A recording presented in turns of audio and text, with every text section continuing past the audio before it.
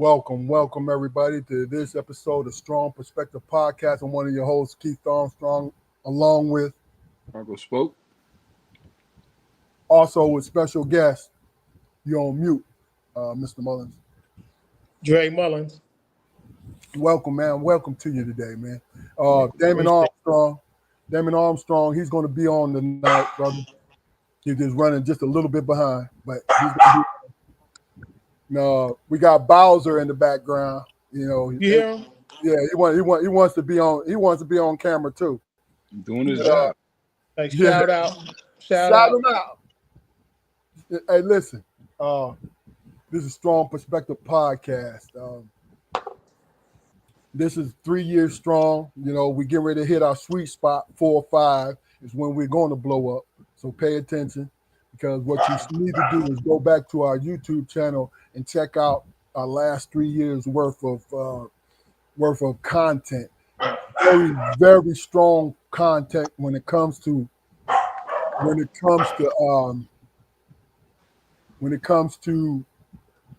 just generating conversation for adults, men and women.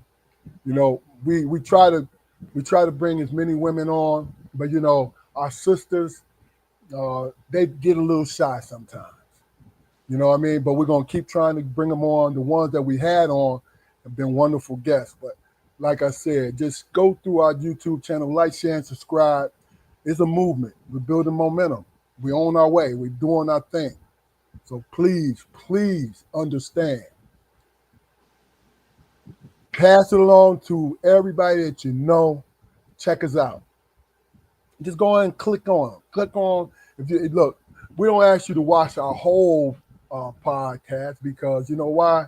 We have a lot of things that we generate, a lot of conversation, a lot of things that we try to do. And sometimes it might be sensory overload, but it's all good stuff, though. It's all good stuff. So my thing is, please go to our YouTube channel, like, share, and subscribe, and do the things that you need to do. You see under my name, just to help the podcast out, just with the little general maintenance of it. You see the podcast Cash App.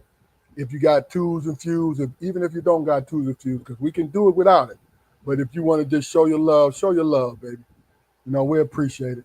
You know, ain't no big thing, you know, because I know we all, the majority of us right now, are licking lard and straining dishwater. Licking lard and straining dishwater. So it's not going, we ain't going to take it personally. It is what it is. Somebody suggested that I do it. This is why I did it. I'm not too far from, if it costs 3 cents, the shit I had to throw up. Yeah. Oh, shit. Okay. Let's start this out. Jaquari, how was your day today, brother? It was a day, bro. It was a day, man. You know, sometimes we hit with things that challenge us, but you know, the blessing is being able to find the reason. That's real. You know, I got to this point, so it's real. It's pretty good. Hey Dre, what about yourself, man? How was your day today? Now, my day was great, man. That's how I try to approach all my days. The day was great. In the morning, though, to be real, you know, you catch yourself, things start happening, so you start saying, like, my mood is affecting, it's causing outcomes, right? So my mood is affecting outcomes. So now all of a sudden I drop some crap. Damn, this is some bullshit, right? Then, you know, things start happening because your mood was off. So I had to catch myself, like, relax. It's all good. I know. The day was great after that. That makes sense. I know the funny thing about it is my youngest son, he's not a morning person. Not a morning person. When he's woke, he's one of the most pleasant, very giving kids that you want to meet, but not a morning person.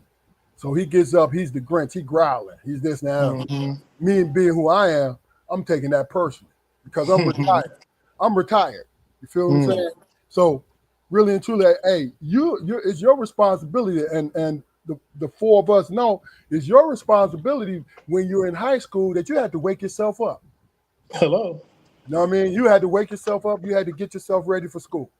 Now, a good thing for my son that Damon and Jaquari and myself and mom and dad still woke us up before they walked out the door to go to work. This is why I do it now. Mm-hmm. You understand what I'm saying to you? Mm-hmm. Because it was shown to me, hey, and look, they didn't have to force me out of bed, but they at least at 5 o'clock in the morning called my name. Keith. Mm-hmm. Keith, call me twice. I'm up.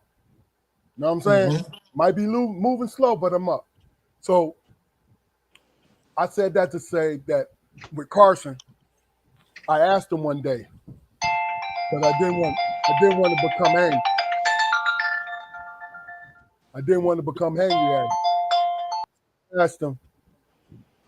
So I asked him, hey, look, every once a month, this is what happens with Damon, ain't it? Mm-hmm. Look, he dropped off line to answer a phone call. Yeah, he can't be on the phone and on. Oh my God! Wow. I'm gonna tease you when he comes back. But I said to Carson, I said, bro, listen, the easiest thought in your mind is to find something to complain about. Mm-hmm. Start this exercise. Replace one at a time. Replace a complaint with something positive. Mm-hmm. I say that's all. There's nothing really spectacular or strenuous on you.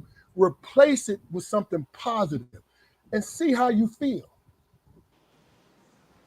I said, because you are really pissing me off and you're about to deal with me. See, and that's the thing is, I love the fact, because our father, Jaquari tell you, our father used to talk to us before any corporal punishment came. Mm-hmm. So when it came, we ain't had no excuse. You had chances, right? I told you already. Yeah, yeah. The few strappings I ever had in my life, man. He always asked me, "Now, son, tell me why I shouldn't whoop your ass right now." That sounds like Big Dog. And he wanted to, hey, listen, Dre, he wanted an answer. Mm-hmm. He wanted an answer. You know, say, are you serious, my man? I don't know. Yeah, go ahead. Let's get it done, bro. What the hell? I don't want to ask whooping and the lecture. Yeah, it ain't fair. But One or you know the other. but we had to carry both. We had to carry both. It was almost. Go ahead. No, I was gonna say I didn't grow up with my father in the house, right? So I was out with my brother, my cousin. So they grew up in my father's house, right? So it was like, yo, your pops was there, right? They be like, yo, you get these hands or a belt? Which one you want? He's like, man, you better take that belt. Don't ask for the hands. And he said, when you was young, he'd be on the knees on you. He'd just tear you up. And my pops was a 3rd-degree black belt. So, but he's like, man, he tear you up. I was like, damn, I'm glad I wasn't there. So what was it about them martial arts, Dad? Because our father was a martial arts guy too, man. And his way of discipline, his thing was, and Damon, I want you to tell us how your day was, and then I want you to follow up with what I'm saying. He would give us a choice. He would have us bend over in front of him, grab our ankles. Now, the belt it was on average 3 to 4 times, then you cried, and then he was satisfied. Right? So I knew at 3.5 strokes, I took the 4th stroke, but 3.5 strokes, I was like, yeah, you know what I'm saying? And that satisfied him. Then he would say, yo, go sit your ass down. I cried immediately. I was like, tell him, as soon as I heard that belt drawer open, I was like, as soon as they come, as soon as my mom come, I'm crying crazy. As soon as she come, I'm like, oh, crying crazy. Then she bounced. Then I laugh. Yeah. Hey, Damon, how was your day today? And then go ahead and respond to what I just said.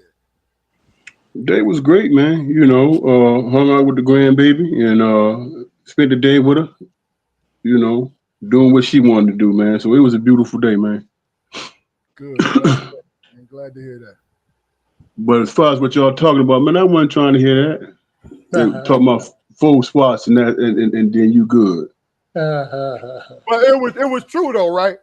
It was true. Yeah, in All your right, case it was. all right. No, I'm saying explain your experience. Explain your experience.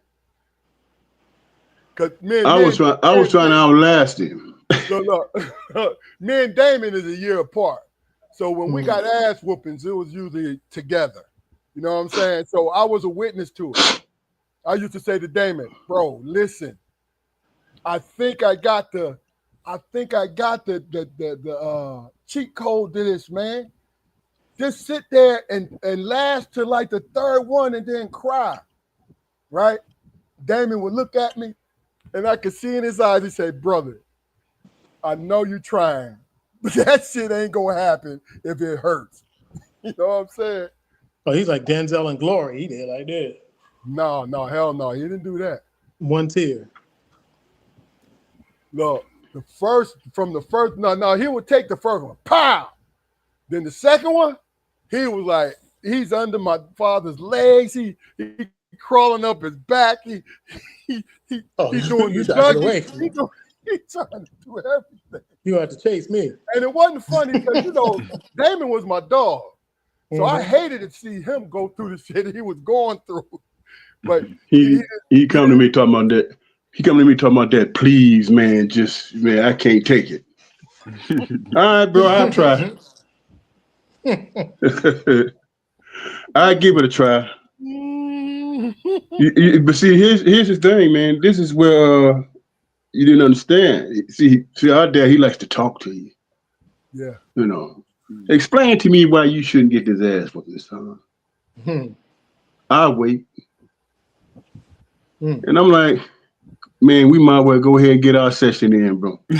Yeah. Get it done. Like, bro, I'm 6, man. Come on. I ain't trying to hear it, man. Let's get it done. Hey, I'm sweating and heaving, and he's sweating and heaving. He ain't never said out loud, but he was like, God damn, that boy strong as a motherfucker. Strong and agile and shit. Shit. Spider-Man. You know what I'm saying? Hey, Dre, it didn't compute to me, man. I'm like, man, this don't make no sense. Yeah. You're supposed to avoid this kind of shit. They said, don't grab that belt. You'd be like, oh. No, that was a cardinal grab sin. the belt. It was instinct. It was instinct. But that's unreasonable, man. That's unreasonable.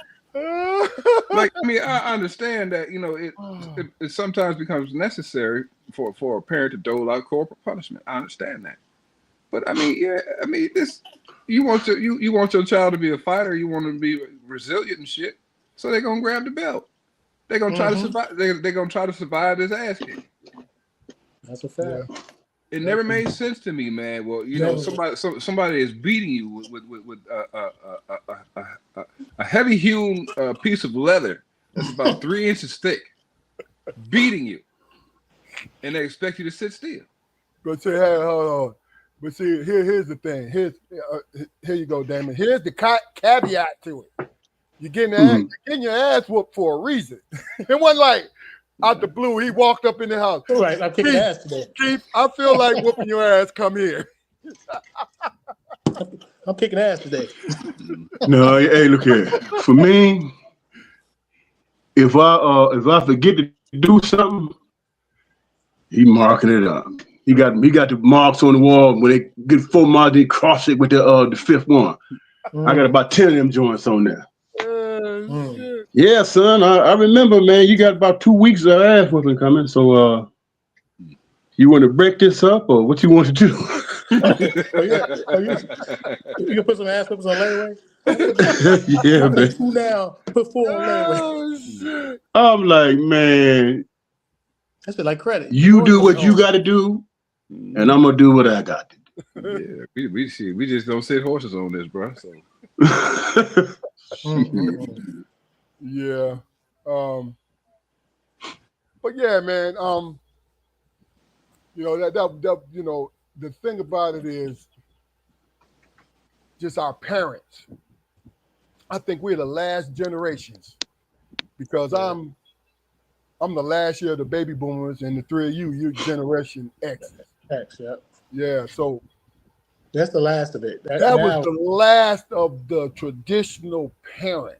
kids could ask why. I mean, you know what? The thing about it is, there are traditional parents now, but in our days, it was the norm. No matter whether or not you thought it was wrong or right, it was the norm, right?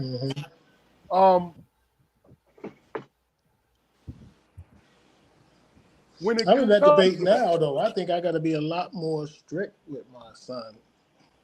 I really do. I think I got to be a lot more strict, but I don't feel I'm strict enough for it on him.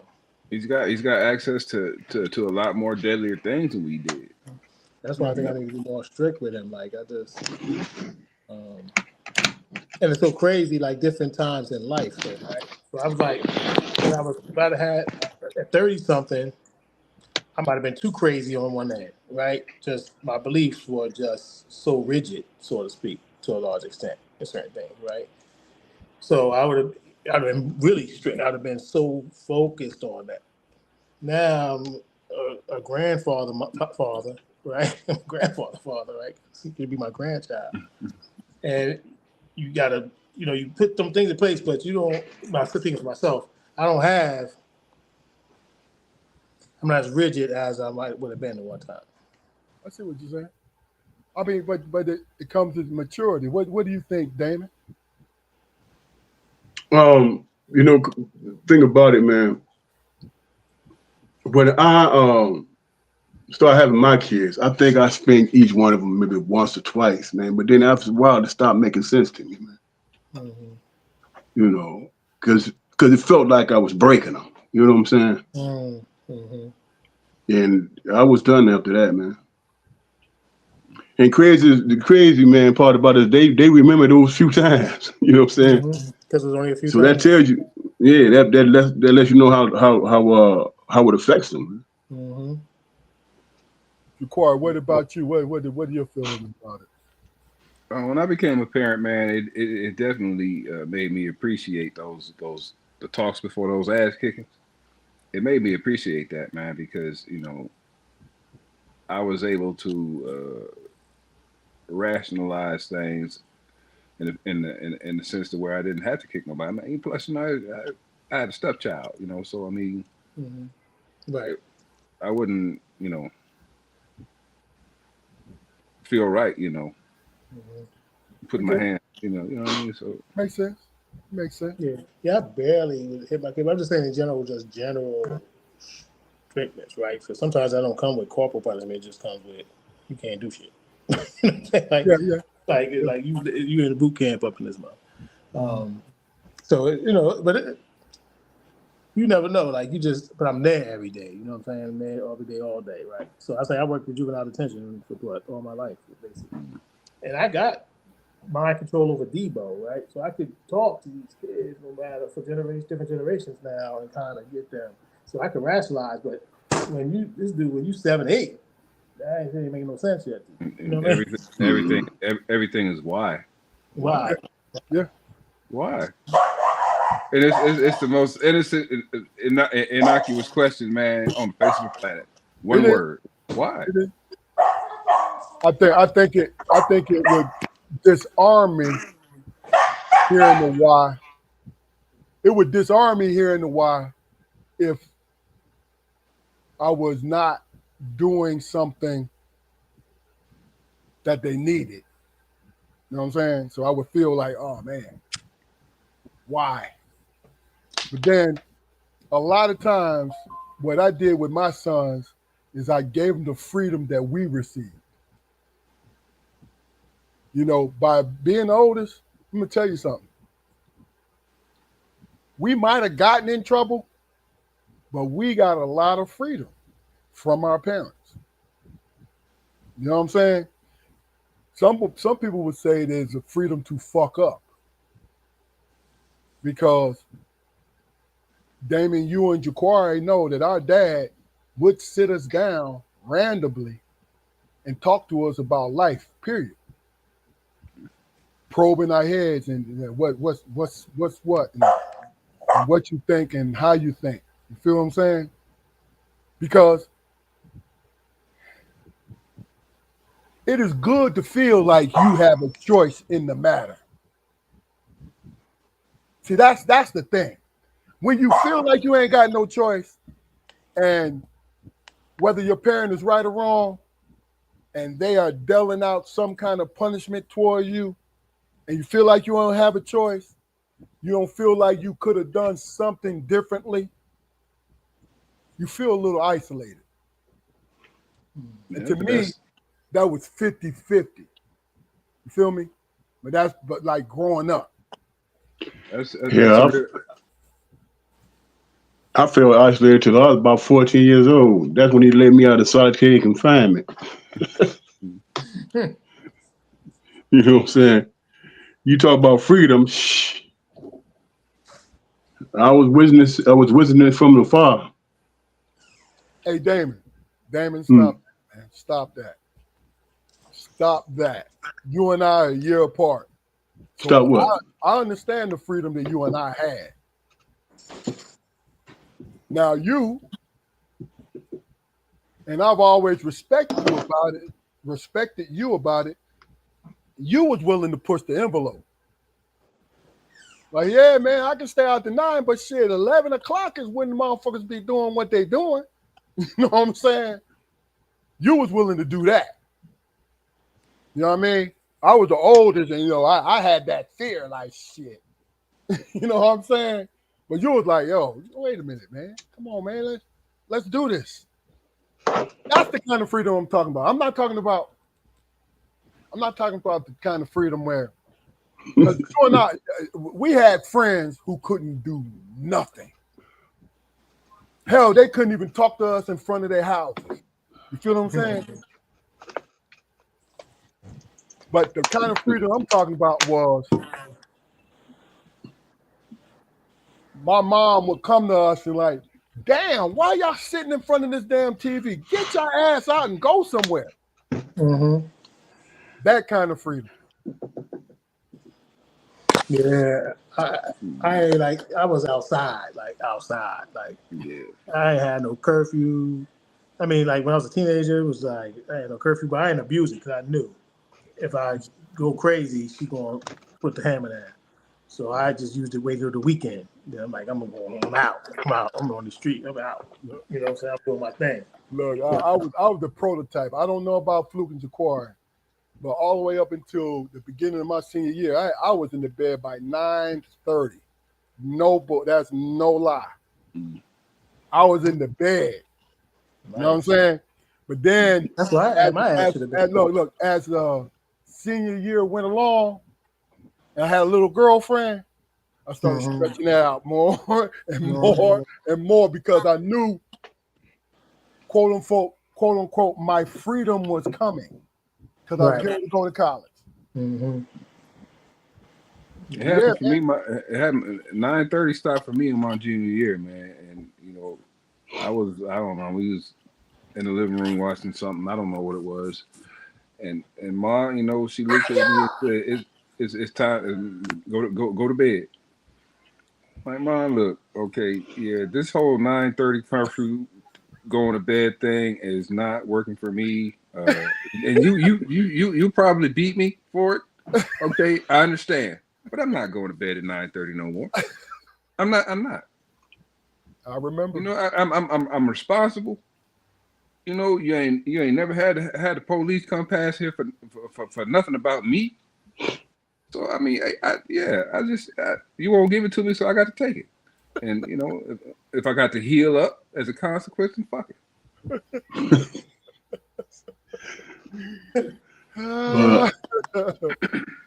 I got sent mixed messages.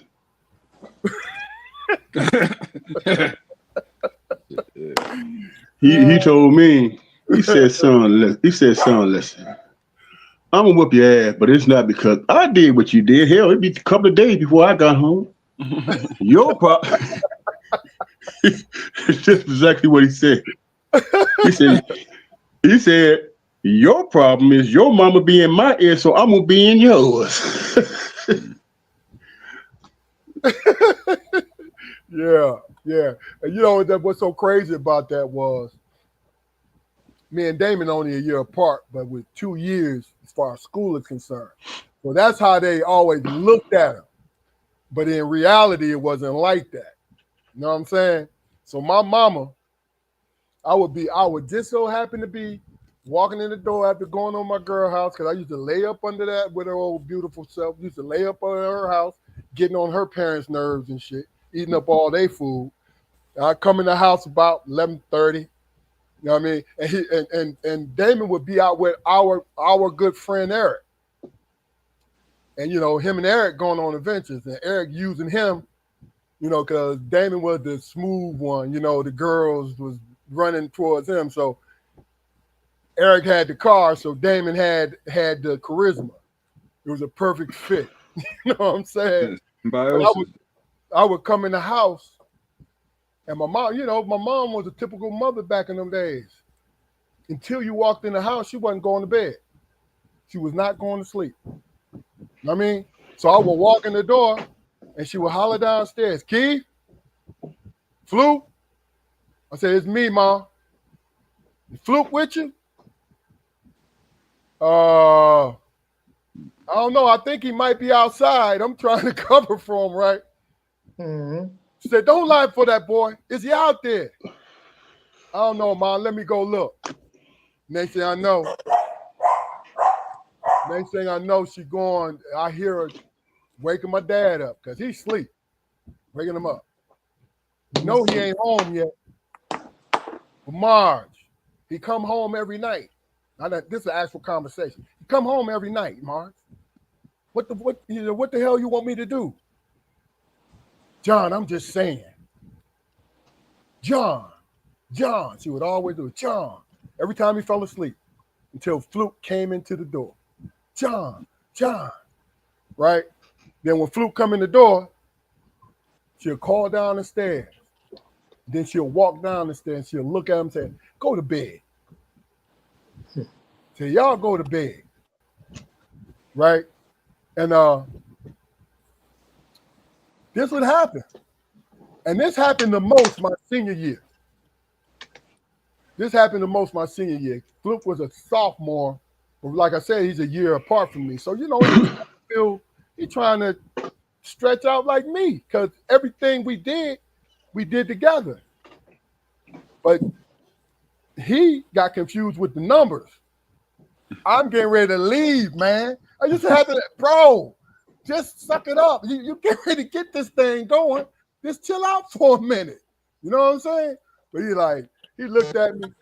He said, hey, man. He ain't say nothing. Just in his eyes, he's like, look, you make perfect sense. But I don't care. You know what I mean?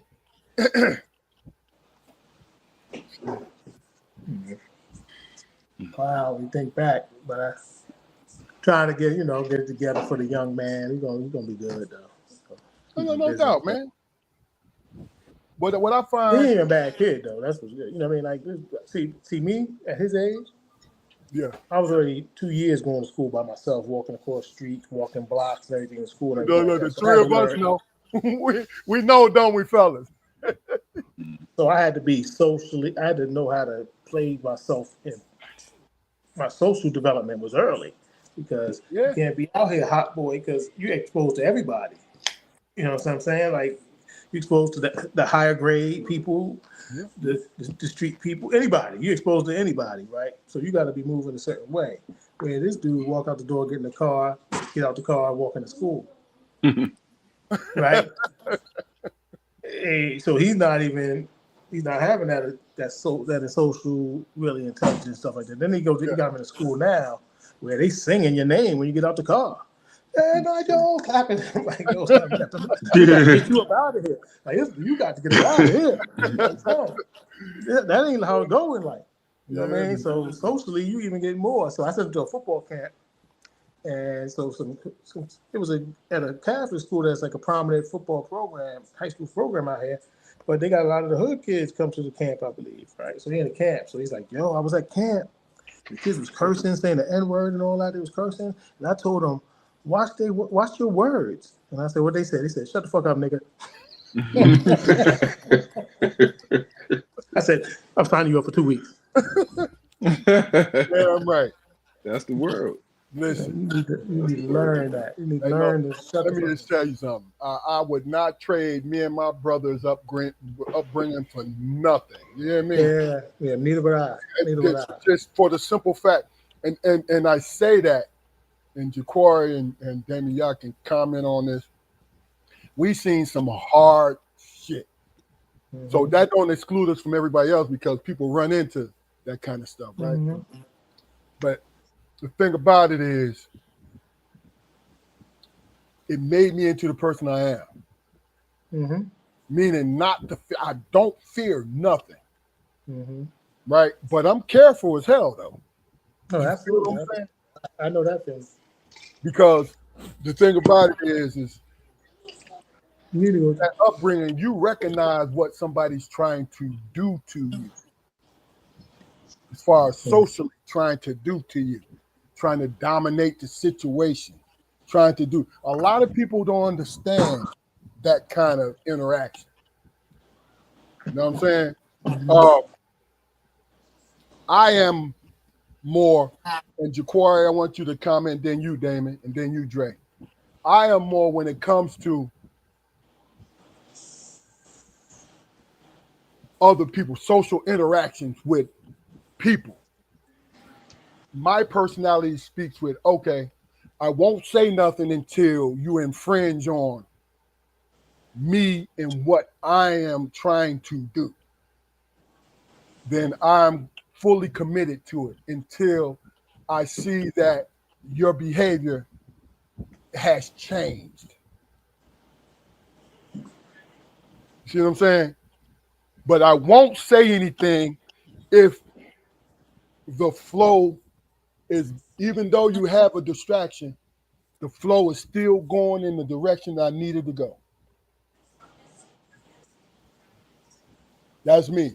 Now, being confrontational, all three of y'all know I'm confrontational as fuck when I want to be. But when it comes to life and just my experience in life, understanding when to do that and when not to do that, I think I have a decent grasp on it. Jaquari, what do you think?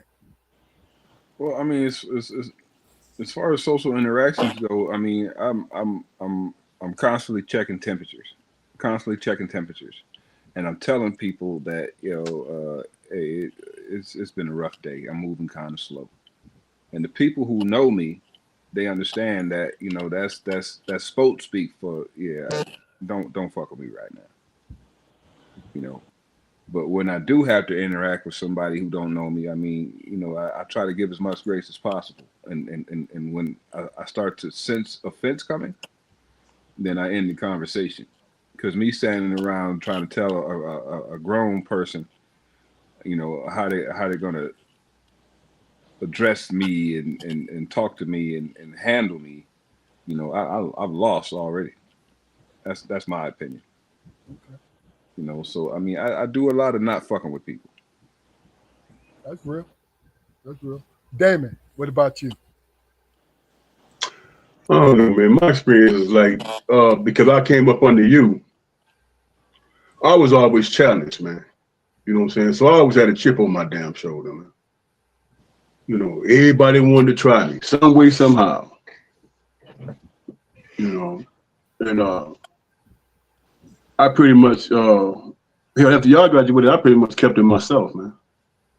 And I had a goal. My goal was to go to college, so I changed a lot. I mean, like you said, I've seen a lot of stuff, man, and I felt lucky, to, I ain't gonna say survive because I don't want to be too dramatic, but get through certain things, man. You learn from it, and then you become something else, man. And then you surround yourself with like people, and that's pretty much how I went about things. Okay. Andre. Yeah. For me, for the most part, I'm kind of what you said, Keith. I'm like, as long as you ain't really pushing it to me too much, I probably ain't gonna say nothing. I might even adjust a little bit if I have to, slightly, not to the point to noticeable, but I'm like, you know what? I might adjust slightly Because I've been around just people just want to be dominant all my whole life, right? Whether it's my family, which is large, or the streets or whatever. There's people that always want. I tell my people I work with now, I ain't fighting to talk, and I'm supposed to be the one doing the talking. I ain't fighting to talk. So I was always really just quiet because I'm like, I'm not fighting to talk.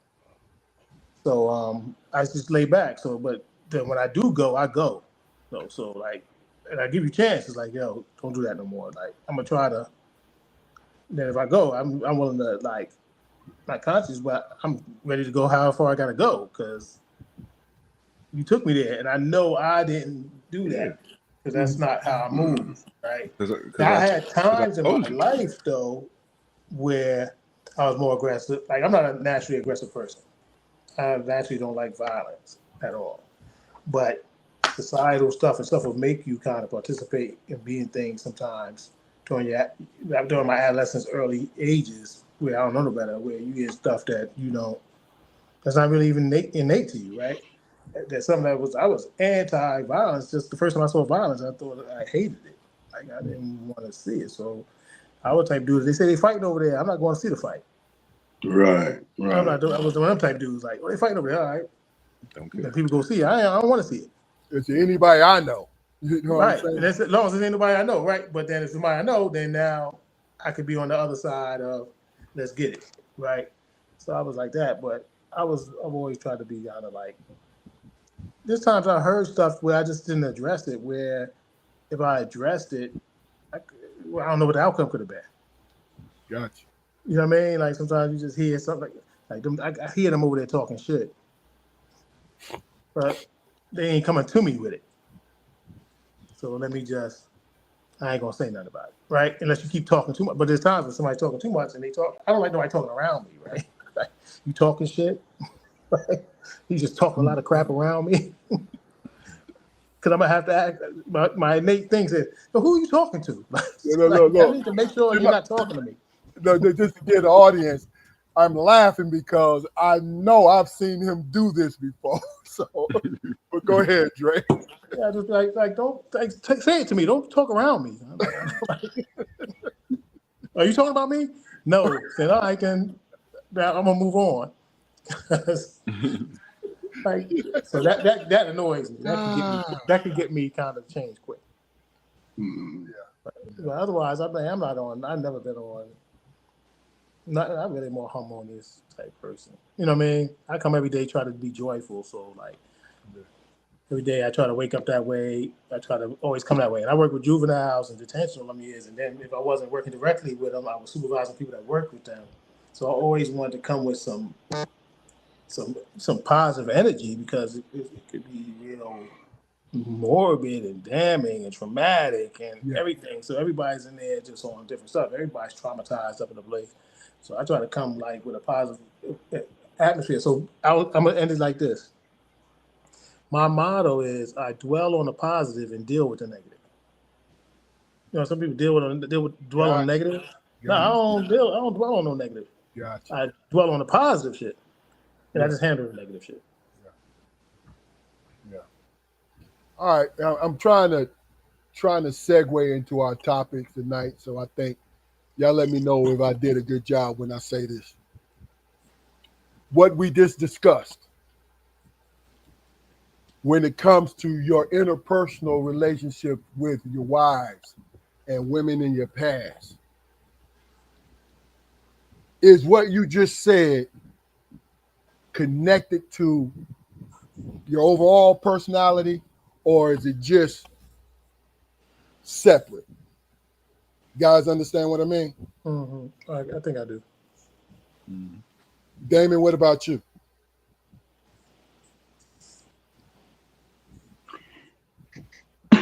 No, repeat it again because I'm trying to follow. You said segue into. No, you paid attention to the wrong thing. You was almost there. No, I'm trying to segue into the topics, but I'm saying what you were just talking about, how you handle things in your life.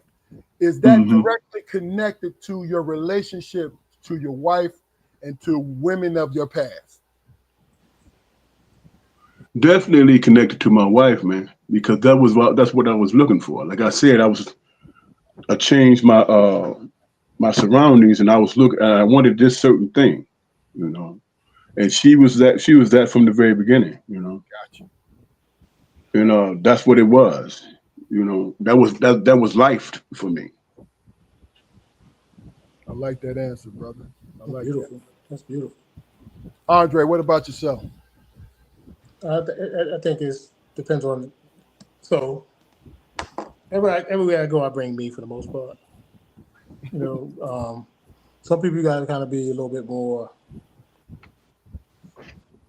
Not saying in the past, I wouldn't say no. Some people in the past, some people, I never was domineering. I'm not a domineering person, so I'm in a relationship. I've kind of always been like, I want you to be able to. I want to hear what you got to say about me. I don't want you to feel like you can't tell me nothing, something like that. So I'm kind of the same way. I would say I'm kind of the same wherever I go. I can't. I'm not talented enough for the most part, particularly in the long term, or I'd have enough energy to kind of switch who I am. Now, I got to sometimes some places might cause you to be more assertive. Some things, roles you play, you have to be more assertive. But the core of myself is just always the same. More at the same temperament consistently for the most part. Okay. Okay. Jaquar. Well, I mean, I got a code switch a lot, man, between my house and the world or whatever, because you know there's a lot of shit I accept from my wife that I won't accept from anybody else. You know, and I'm not trying to put, you know, some kind of negative light on her, because anything that's happened between us, positive or negative, you know, I've been wholeheartedly a part of. You know what I mean? I can't say that, you know, with my interactions at work, because you know, I mean, there's certain things that I don't put my heart into at work. You know, I don't put my heart into the pursuit of respect at work. Oh, okay. I don't. But the thing is, you know, I feel like I'm respected, but it's you know, as far as being domineering or assertive, I don't have to use those tactics. You know. That's what when it boils down, you know, to the bones. That's what it is. Those are tactics. Mm-hmm.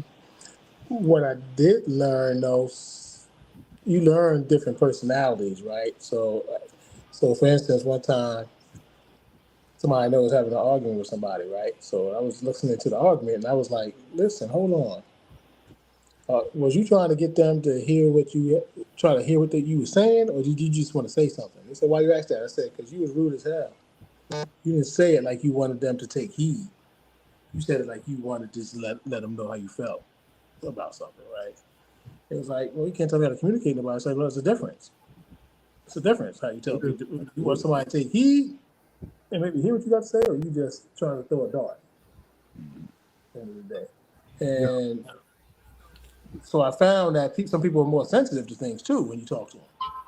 So certain things you just kind of might adjust for different circumstances in your life, right? Like like if you coach the team, some people need the hard,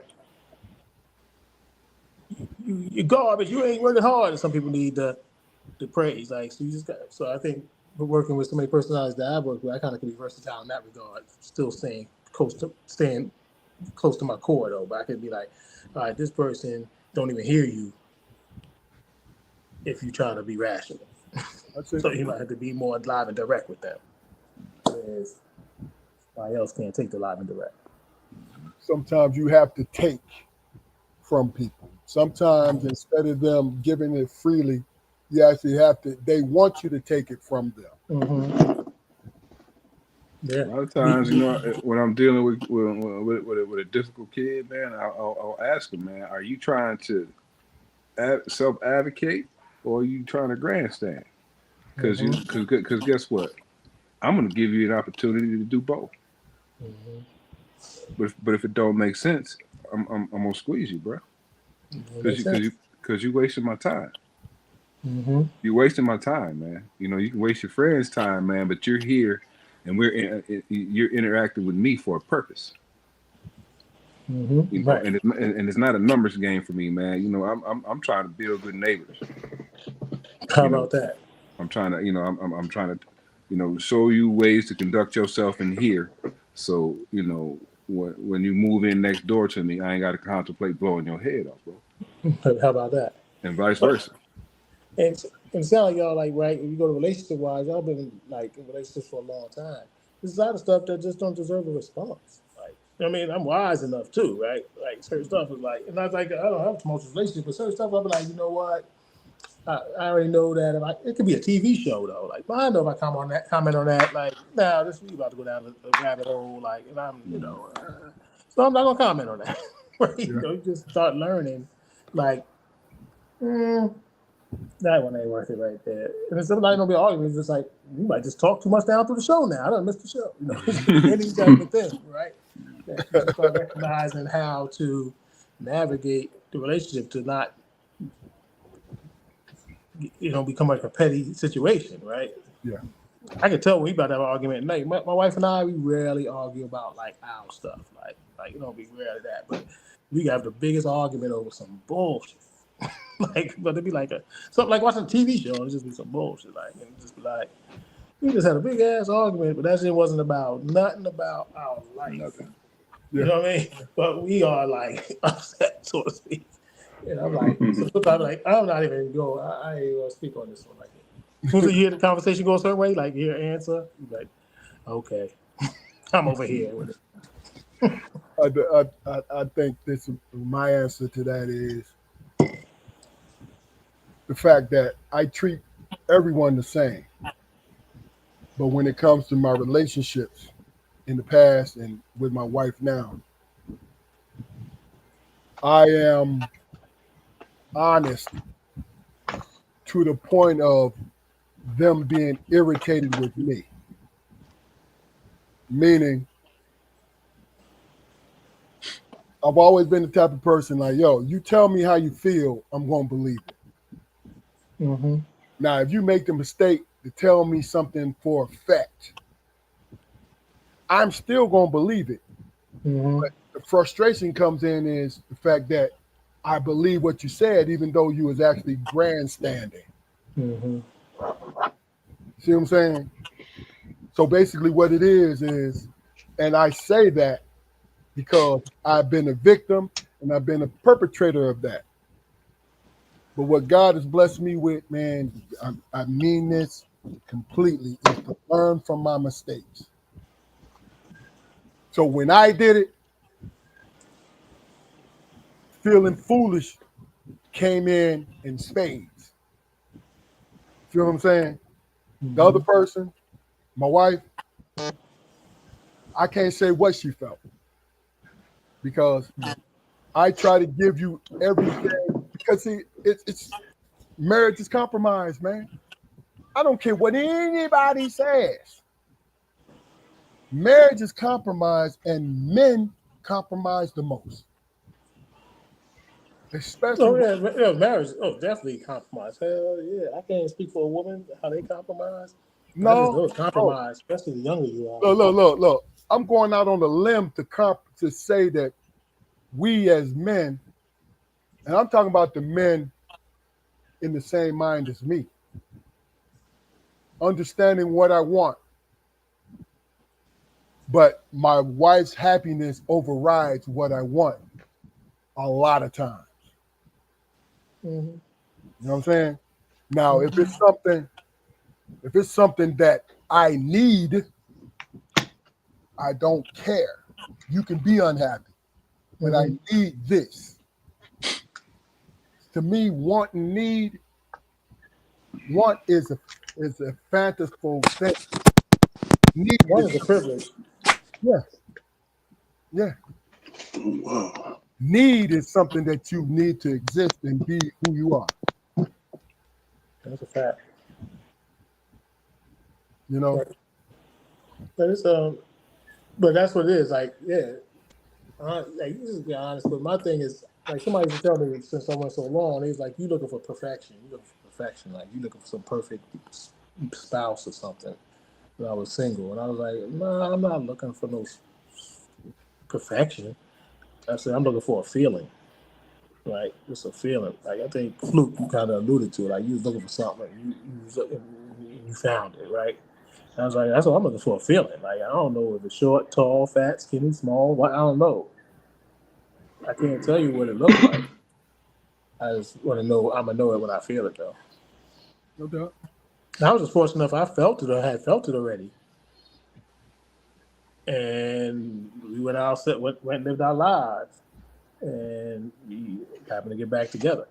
But I had felt it then, way back when, and then we just happened to get back together. That's real. You know what it was for me, man? It was the newness of it. I knew what I was looking for, and as I was experiencing it, I was like, damn, it was new to me. I was introduced to some things, and I loved it, you know? And I wanted that to be my life. Mm-hmm. You know, I wanted that to be my life, and it makes sense to be with somebody that can provide that for you. You know what I'm saying? Absolutely. And recognize, you know, the direction that you're going into. Mm-hmm. You know, Yeah. I don't know if I'm making sense, but to me, you are. I mean, even to this day, I still dream the same way. I still think about doing things the same way. Oh man, you know what? Once I get this taken care of, we gonna do this. It's always we. Mm-hmm. You know. She asked me one time, would you go to Europe without me? And I thought about it for a minute. And I said, what the fuck am I gonna do over there by myself? You know what I'm saying? I literally thought that. So what the hell I'm gonna do with you know what I'm saying? It's like, but be on the phone with your ass every night, talking about, man, well, you know you missed out on this nice cuisine meal I had. Right. I always dreamed about having. Look, then my ass on my shoulders now. This moment, you know you could have brought your ass with me. This moment Coliseum ain't nothing but a piece of rubber. But hey, right, that's what you be downplaying. Like it's really nothing. But no, my boys they go. My people from home, they go to like Aruba. Aruba got the Soul Fest like every Memorial Day weekend. So he's going for the last 10 years or so. So I went one time since I was married. I went by myself. I think it was my 50th birthday, something like that. Then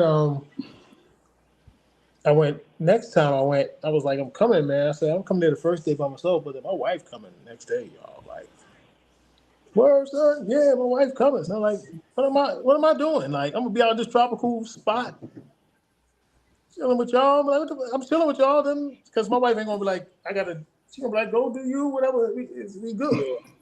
But I'm like, I'm bringing my wife. Like, so then a couple of my boys first, but then my boys later on be like, yo, I came to do something. They're like, you didn't bring your wife? Like, she cool as hell. Like, yeah, I'm gonna bring her because I mean that's who I want to run with. Like, I'm gonna be out here and be like, yo. Look, my single friends is my dogs, right? Mm-hmm. But we don't have the same responsibilities or agendas or nothing, bro. And I'm not trying to blow smoke, but that's some real shit. No, we don't have the same agenda. Like I ain't trying to find nobody. That's some real shit. Like, what the fuck? And I'm vibing with what you said. That's a waste of a tropical paradise, bro. What? I'm out there like, what? Son. I need my wife here now. Yeah. No, listen. Now Brazil might be a different story, but go ahead. You know what's crazy, man? Like I would go down to the class reunions down. I couldn't even go to Brazil. God, I'd be fired when I came home. Look, real quick, Damon. I want you to tell what you were going to say. No, I say I would go down there, man. Oh, go ahead. No, real quick. I was always able to go to Brazil until YouTube started showing what be going on in Brazil. And my wife was like, man, you out of your goddamn mind. I'm not even saying it. I'm not even saying the word Brazil in the crib. Like in the same sentence. Go ahead, Damon. Hell, y'all go ahead. I'm enjoying listening to y'all brothers, man. No. Go about the class reunion, man. No, man. just to piggyback on what y'all was saying, I would go down there, and the first question they asked me is, "Where's Nita at?" Mm-hmm. You know, Mm-hmm. where's Nita at? Everybody, and I'm like, But Damon, in all fairness, though, you and Benita were the team. What word am I looking for? Your teammates respected you and Benita's relationship. Benita knew about was friends with your teammates, and is it fair to say that their girlfriends? Am I right? a few of them, yeah. But no. Let me just say this. When I say that, is that me and Jaquarian came up a couple times, and in celebration of us coming up, y'all would have little get-togethers over y'all spot, and you and Benita would be holding court. You feel what I'm saying? That's all I'm saying. Mm-hmm. So that was just in response to what you said. They asked about Benita because it's true though. You know what I mean? Yeah. But look, I think that was a good transition segue into this next topic. We're gonna have a little fun with these next two joints, right? This is not putting you guys on the spot, but I have confidence that you guys will give me honest answers, no matter how short or how long they are. Okay? If they're short, raise your hand, and then we're gonna move on.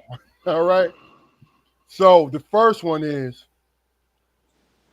if someone asked your wife if you were happy, what do you think her answer would be? We'll go with you. I'll go ahead, Jaquar. She would say, he's taken care of.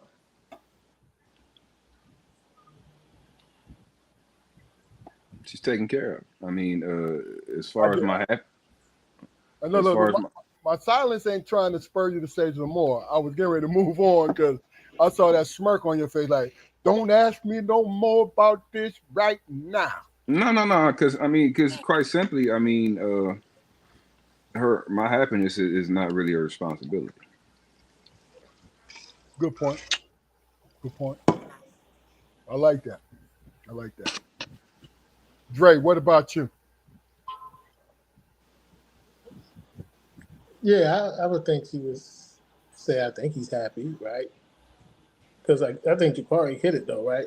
It's hard because I determine that, right?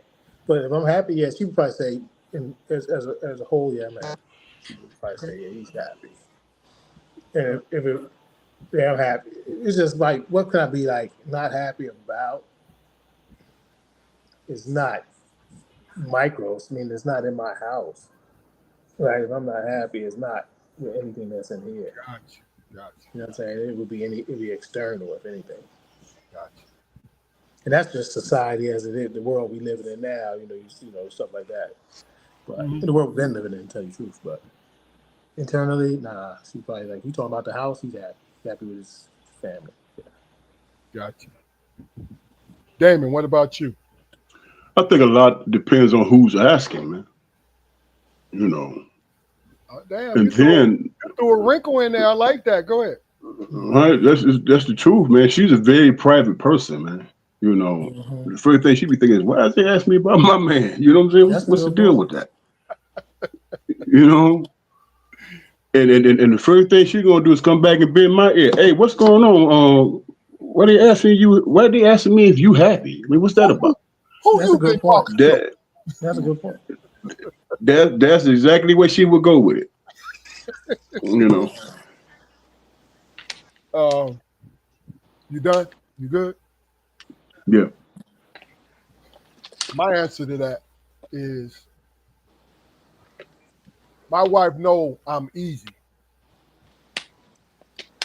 You know what I mean? Along the lines of, if it's something outside of what she could do, she know I would pursue it, especially if it's just something simple. But when it came to us, I would like to think she would say, as far as I know, he is. Because she knows there's certain things that I see that's taken care of, that I'm good when it comes to our relationships. You know what I'm saying? Because from the summer of 1986, when I met her, I've always seen her as the same person. And you know we've all changed physically, mentally, and all that. But I see my wife as the same person that I wanted to marry. Mm-hmm. Now, as far as her, when I had a gut, Right. Yeah. and she had a problem with it, I respected it because it is what it is. You know what I'm saying? Because when she met me, I didn't have one. You know what I'm saying? I was a monster. You feel me? So if that was a part of her allure to me, I wouldn't like it, but I had to respect it. Me, when it came to her, even though my wife is a good-looking woman, very pretty, beautiful personality, that is not why I'm with her. I'm with her because of her spirit. Mm-hmm. It's always been that. You know what I mean? So it's a funny thing, man, where I see people, you know how we can critique people when they like, look, yeah, especially when it's old heads like us, right? And they've been with their wife for 25, 30 years, and all of a sudden, I'm talking about the guy. All of a sudden, yo, I gotta let her go. I'm bored, or this or that, or she not keeping herself together, whatever, right? And I always seem to look through that, like, no, this is you. If you have been with your wife this amount of time and she has done nothing to, in a detrimental situation. Now, if she did something or continue to do something that hurt you and hers relationship, I respect it. I'm not gonna say nothing to you. But if you come out the blue like, oh, she got one too many gray hairs, man, I can't fuck with that. No, that's you. That's my opinion. Like, yo, if that small thing bothers you in which you can walk away, no, that's some internal stuff going on with you. And that's But just yeah, I would say that's internal. I would say some things internal. I mean, some people just my opinion. into things for different reasons. Like some people are real. Visual means a lot to them, right? Visual means a lot to them, right? So like sometimes I even think like, damn, like me, I ain't in the best shape I've ever been in my life. I'm better than I was 2 months ago, but I ain't damn near as good as I should be, right?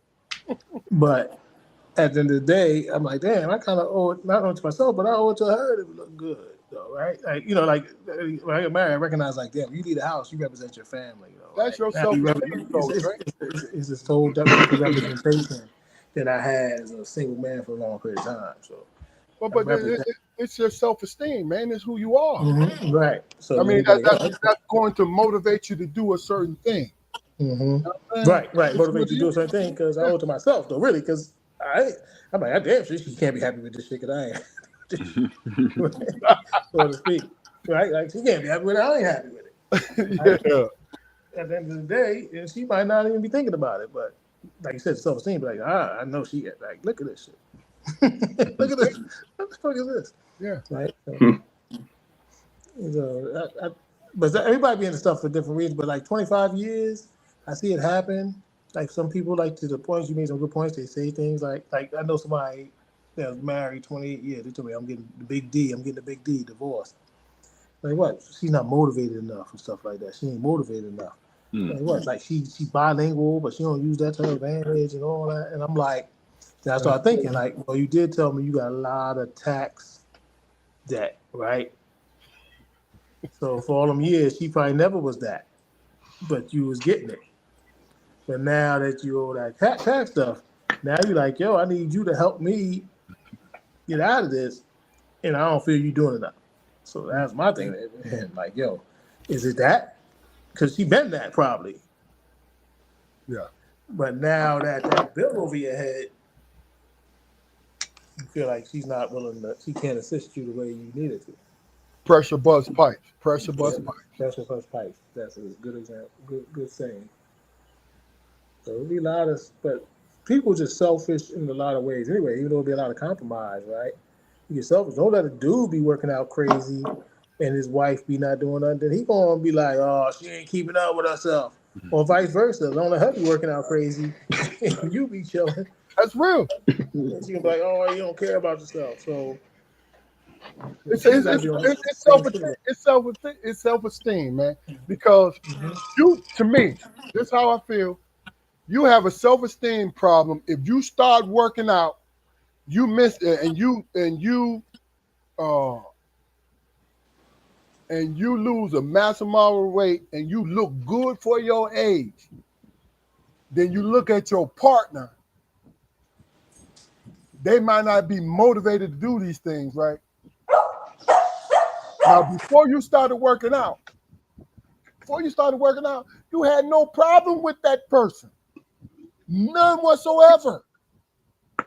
But then when you start working out, now all of a sudden, now I understand the health. Let's throw that in there.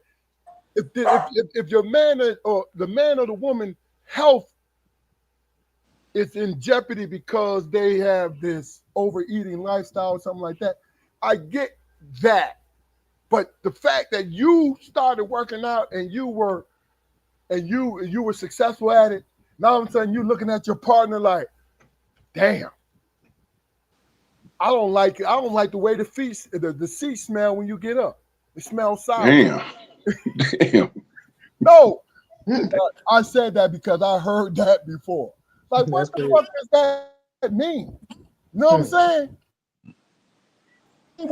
No, you looking for, to me, my opinion now, you're looking for excuses to be the bad guy.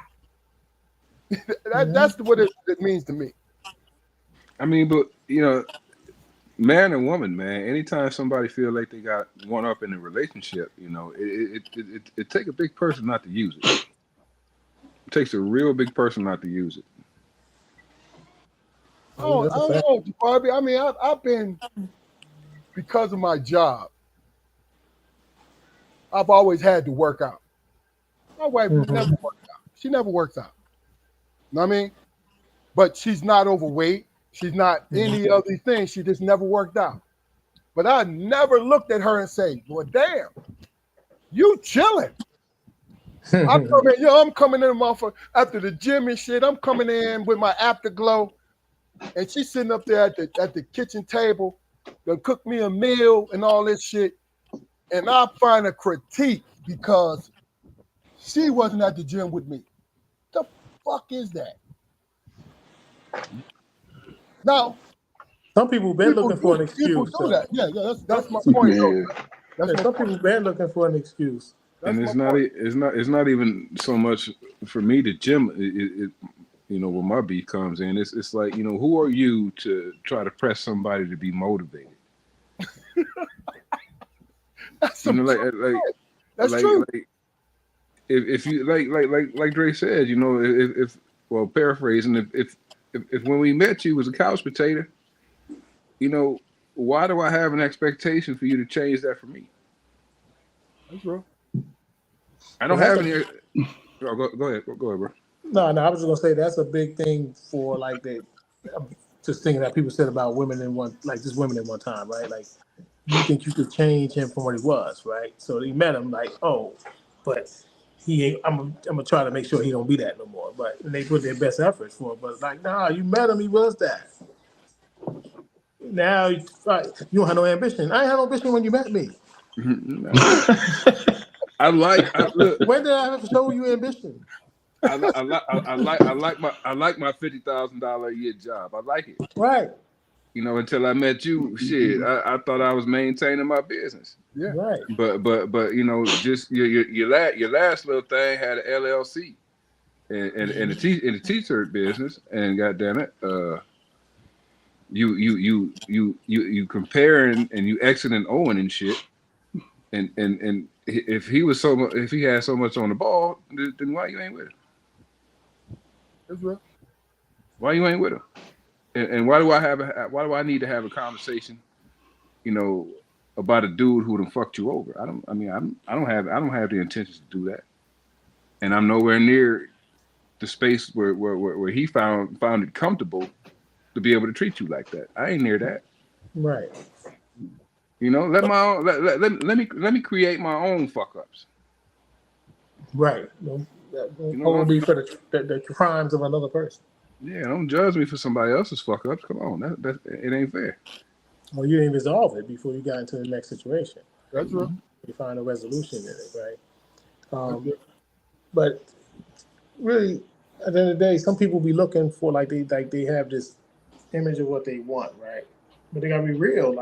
So you want the NBA player, right?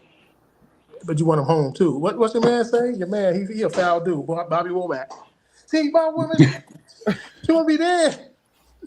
But I can't make the money. That's right. He said, "What?" Yeah, man. Yes, He said, "When I'm home, I'm broke." You said complaining about what you ain't got, what your girlfriend's got. If you think you're lonely now, goddamn it. Wait until the night. Wait until tonight, goddamn it. You can't have everything. Yeah. Sometimes it's hard to get everything. Yes, sir. I mean, and that's the truth, man. I know there's no exact answer. See, that's the thing, because it's different personalities. Damon, you always say it. What God did was make everybody different. I'm paraphrasing. Make everybody different from each other. You know what I'm saying? So what works for one person won't work for the other. That's just it. Not because they didn't want it to work for them. It's just in their personality that it may not work for them. You know what I'm saying? And that's the thing. It's like, I hate these days, it's the cookie cutter thing. And it's a small percentage, but we get saturated with that same tired opinion from the women, where if he ain't making six figures and he ain't for me, right? But what you doing? I ain't doing shit. I'm just giving out the poom poom. I'm just showing him a good time and a beautiful woman. That ain't got nothing. That don't correlate to it. And then the man, well, she got to bring something to the table, and this and that. No, the fuck they don't. It's who you. What are you trying to do? Create a business, or are you trying to maintain a relationship? The two can coexist. Now, one can't take away from the other, but they can't coexist. It's not possible. To me, it's never been possible. You make your way through things. You make your way through everything, right? But when a woman run into a man, say, all right, let's do this extreme, real extreme, pro athlete, whatever it is, right? He got money, right? But his personality, because if you're a professional athlete, things come to you easily in real life. They come to you easily because you have the money and you have the persona. Let's just throw that, just put it right there. This figuratively speaking, that's what it right there, right? But you don't have the maturity of the growth to be around people. You're used to getting your way. Men and women, celebrities, used to getting your way because of who you are. How are you going to, if you don't allow it, how are you going to pour into a relationship, a real one? It's not possible. Hell, two broke people or two middle-class people or two people who are living well off, if they don't have the personality to mesh, it won't work. Well, you might not be happy. It might work though. Like, cause like some people like, what you in love with the money, or you in love with the, or you want to be in love, right? Some people like, yo, I don't even care. Like, I'm good though, cause I got this bank account. So they might not necessarily be happy with their relationship in that regard. Like, I don't have my soulmate or the love of my life or nothing like that. But I got this account, this bank account. I got this access to funds, this access to all these different things. So that might drive a person. I really don't like. I don't know what works and don't work. I just know that sometimes somebody's looking for something so grandiose, like you said, this figure with all this money. But meanwhile, your love of your life is driving the bus, and that's no disrespect to bus driver. I'm just saying, like, the love of your life has a career. He's an honest person doing good work, good person, everything like that. You want to you won't give him the time of the day because so a lot of people go that now more than ever, people going their whole lives and not finding nobody because you looking for this Prince Charming. Yeah. Yeah. And Damon, meanwhile, the what you dude looking in your face every day, telling you he loves you to death, good dude, everything like that. But you're like, he ain't ambitious for me enough. Like, what? He don't check all my boxes, so Right, everybody. Crazy. So what you think, Damon? For me, man, it's all about that person safeguarding your secrets, man. You know, safeguarding all the struggles and trials and tribulations you went through. You know what I'm saying? And recognize the growth that came out of it. You know, and support you with it. Mm-hmm. You know, the only expectation they have of you is you being yourself. You know, you can see what people don't realize is that a man and woman together is the strongest bond in the world, man. Yeah. You can build anything. Mm-hmm. Whatever you and that woman decide you want to build, you can build it if y'all on the same page. You know, add on if you got money, she can figure out a way to help you add on to it. Mm-hmm. You know, and it's ours. Yeah. You know. Well, I think it's exact hours. I think that's kind of my relationship. I would say is not no keeping score type of thing. It's hours. Stuff is just hours, right? You know what I mean? Like, but I'm not all in your stuff. You know, my stuff, but stuff is ours, right? So it's not like I did this, you did this. Never. That's not even a thought. It's like it's like that genuine. I think about you. I remember a time. And just in general, like the little stuff kind of means more sometimes than the big stuff, right? Just like that you thought about me. Like, oh, yeah, you thought about me. And you like, oh, damn, you went to the store and bought me that juice I like. Like, man, that shit meant a lot. Like, man, you know I like that shit. Like, you did that. Like, you think about me when I'm not around. Like, you really Look think here, about you think about the woman, then you go to the store and buy a dozen roses, mm-hmm. and you walk in the house and she see the roses, she pull one out and Right. walk away. You know what I'm saying? You know what I'm saying? She pull one of them out mm-hmm. and hold on to that. You know, that's how my woman is, man. Right? So is that a close but no cigar moment? Like, hey, that's a hell of a tip, boy. I'll need you to try again. Give me the money. Yes. Yes. And it was like the thought you could have bought one. It was just the thought that counted. Yeah. Yeah. Mm-hmm. Let me ask y'all this, man. Now I think the Mega Millions is worth like 1.2 billion, or something like that. They got that high? I didn't even know. I should have played. No. I'm still mad at them motherfuckers. I'm still getting it, but I'm still mad at them. But go ahead, Damon. No. Wait, how many of y'all, man, would buy that ticket and then come home and give your wife the ticket? Just, like, what you mean? Like, give her the ticket? Yeah, you go buy it, and then when you get home, you hand her the ticket. that's what I do.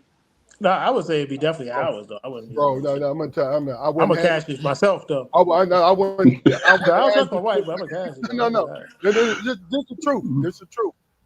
Just knowing my wife, the character of my wife, because she is a circle the wagon type of person. Me personally, I am a blessing to all God's children if I can be. You understand what I'm saying? Understanding both our personalities. I am holding on to the ticket. Yeah, me too. And if I have to put both our names on it to be able to control it, I will. But if it's some other way of putting it on there where she still has full access and I still am able to be the person that I am, you see what I'm saying? That's it. I trust my wife with everything. Yeah, facts. This is no bullshit. Trust her with every fucking thing. Sometimes it's too much because I go against this personal shit. I go against my character when I know it's right. But when she said, hey, wait, let's try it this way. I said, I don't think so. No, let's try it this way. All right. Now I know it ain't gonna work, but you my dog. I want you to see this shit. You understand what I'm saying? But that's with small stuff. I'll stay married though. Just to answer your question, damn, I'll stay married though. Oh, there's no doubt about that. No doubt about that. But see, it would be a blind trust. So we both have, and the paperwork we both have access to it. You feel what I'm saying? That's it. Yeah, and look, and I know I'm getting a little too like in this. But that's the best way I can do it because I'm gonna keep that motherfucker, dog. I'm gonna fuck this up with me until we get this check. When we go to the bank, then we get the money. It's all good. You know what I'm saying? Like, fuck that. Because I'm not gonna keep saying, hey man, what you do with that ticket? Hey, where's it at now? Hey, let me look at it. She ain't gonna trust me with the ticket. Like, your ass gonna lose that damn ticket. When I check lose that damn ticket. When I check the numbers, I'm gonna bring it home and I'm gonna put it in her hand, and then I'm gonna go out in the backyard and dig a hole about 5 feet deep, and I'm gonna give her a choice: either the money or you gonna go in that motherfucker. Just do right. Just do right, bro. Just do right. That's all. You know why I said, and just to add a little bit to it, you want to know why I would keep it? Because God made it possible for me to buy that ticket. So it's supposed to be my responsibility. Now, I would share the responsibility. I have no problem with that. But I would have to do something with it. So yeah, we could put it, we could decide, because you're going to know I won. We could decide, like, we're going to put it right here.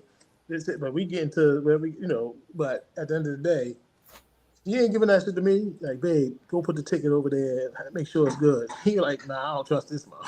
I mean, because I don't trust me. Not to trust me, I'm gonna go take it and trust that I'm gonna lose that shit. Yeah. I mean, I'm just I know I ain't gonna lose it, but I mean, when I cash the motherfucker, I'm gonna fuck it off. You ain't gonna get $2 billion. First of all, no, sir. No, sir. I don't care what you say. I'm gonna fuck it off bad. Hold on. Fuck it off bad. Because that's what I intend to do. No. Here's the thing. I'm just saying this. You would not be able to fuck it off. Now, if it was like a couple $1 million, you'd be able to fuck it off. But billions, you have to have a special bank and a special person to help you, to guide you through. They got actual people. They got actual people who are famous for guiding motherfuckers through this shit. So you wouldn't be able to fuck it off.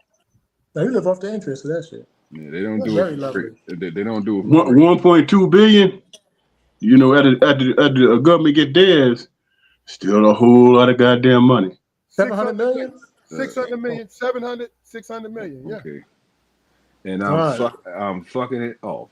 Hey, look, I got a problem riding. I got a problem, but I'm gonna tell you, I want to ride first class. I want to ride first class. I want to do all the best shit. Not that I don't have extravagant, but I want to ride first class. No doubt. I want to go to the best hotels. I want to have the best cribs and shit. I'm gonna tell you now. I'm gonna tell you now. Looking at me, if you didn't know me, you would never be able to tell. Period. Oh, now you wouldn't be able to tell just seeing me. I would not. First of all, I would not be comfortable with that notoriety. I'm not talking about people knowing. I'm talking about nobody knows. I'm still gonna live personality-wise, live the same person that I am. Because my greatest fear is becoming a dickhead because I have that money.